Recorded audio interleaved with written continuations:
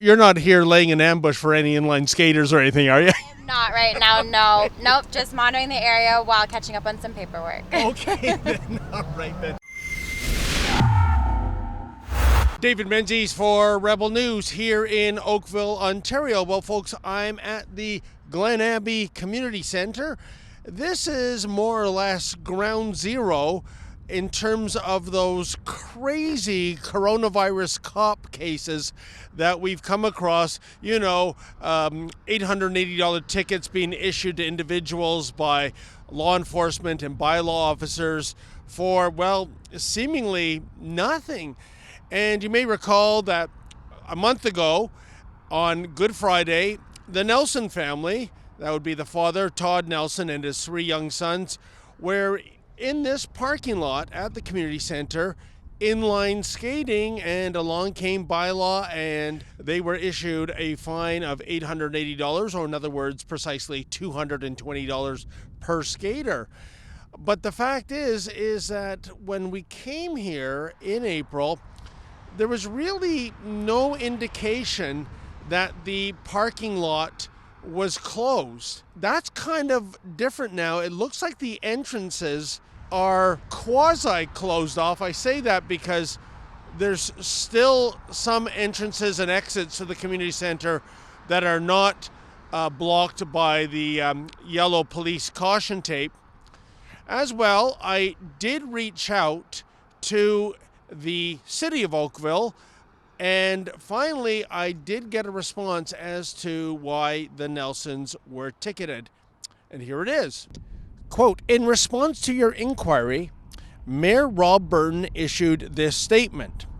This weekend, I'm sure we all heard the unfortunate story of the Oakville resident and his sons who received a ticket under the Emergencies Management Act and Civil Protection Act. Let's all remember, you and I were not there. Neither of us knows all of what happened. The reporter gave us one person's side of that story. In his side of this story, the gentleman who got the ticket says he got the ticket after seeking to debate the matter with the officer.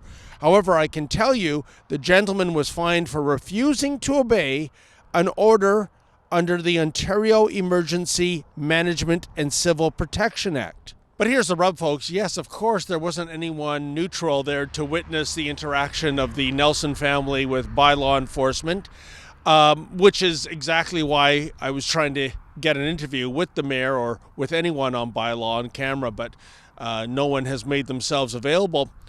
But later on, someone who I suspect might be an insider here at the city of Oakville, well, he passed on to me the actual nitty-gritty of the bylaw that was being enforced. And this is very significant because, folks, you remember the old movie, the Tom Cruise movie, Jerry Maguire. Remember the catchphrase from that film, "Show me the money"? Well, I have a good friend in the legal community, and one of his rules to live by in his career is show me the law. In other words, don't talk about the law. Show me the nitty-gritty details of the law.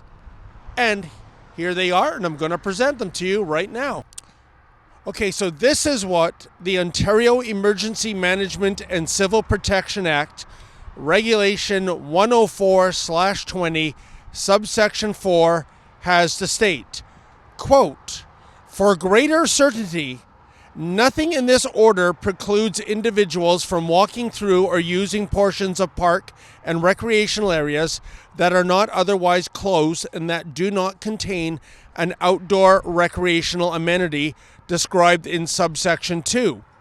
Baseball diamonds, soccer fields, frisbee golf locations, tennis courts, basketball courts, BMX parks, off-leash dog parks, all portions of parks containing outdoor fitness equipment, outdoor community gardens, outdoor picnic areas, benches, shelters in park, and recreational areas," end quote. So you see, folks, that was quite a shopping list of places that were off limits, but nowhere did I see any mention of the word parking lot. And besides, can a parking lot meet the definition of a recreational area? I'm not a lawyer, but I sure don't think so as a journalist. Now, it should be noted, folks, that we are not representing the Nelsons in the fightthefines.com ticket campaign. They have gone on to represent themselves, although it would be interesting when their case gets to trial what the outcome is. Still, I reached out again to Jill, with no last name, to find out that given that this is the nitty-gritty legal language, in other words, there's no mention of parking lots, and that surely a parking lot can't be considered a recreational facility like a baseball diamond or a tennis court. What does the city of Oakville have to say about that? Quote, "Hi, David. Apologies for not responding sooner. The mayor has no further comment than what he expressed in his statement. The regulation you referenced clearly notes that, for greater certainty, nothing in this order precludes individuals from walking through or using portions of park and recreational areas that are not otherwise closed. All of the town's recreation centers, parks, and their grounds are currently closed, but pass-through use is permitted. The town continues to urge all residents to heed the advice of the chief medical officer and stay home except for essential reasons," end quote. So 2 things about that, folks. First of all, again, there is no reference in Jill's rebuttal to the fact that parking lots, at least according to the way the legislation was written, are not under the ban.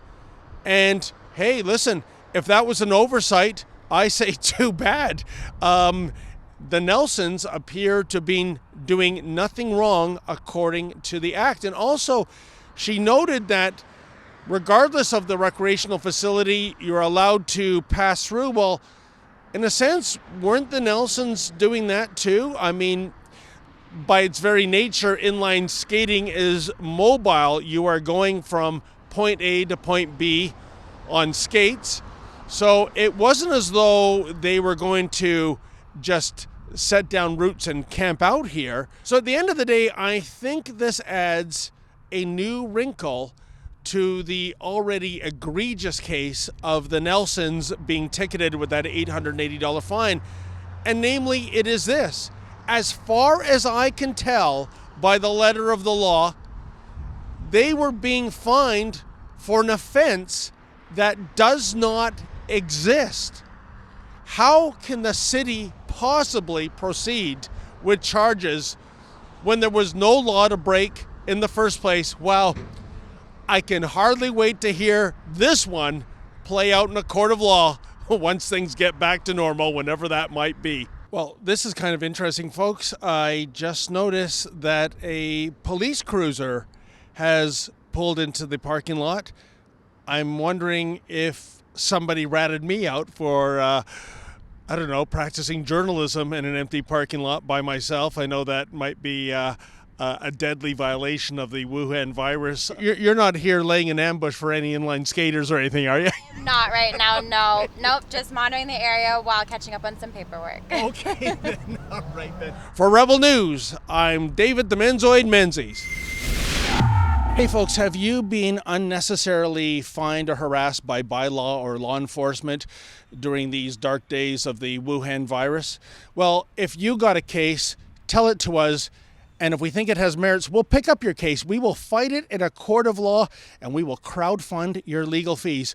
Please go to fightthefines.com. That's fightthefines.com, and tell us your story. And folks, if you don't have a story to tell, but you'd like to chip in a few bucks to help us crowdfund these legal cases, that would be greatly appreciated. Thank you.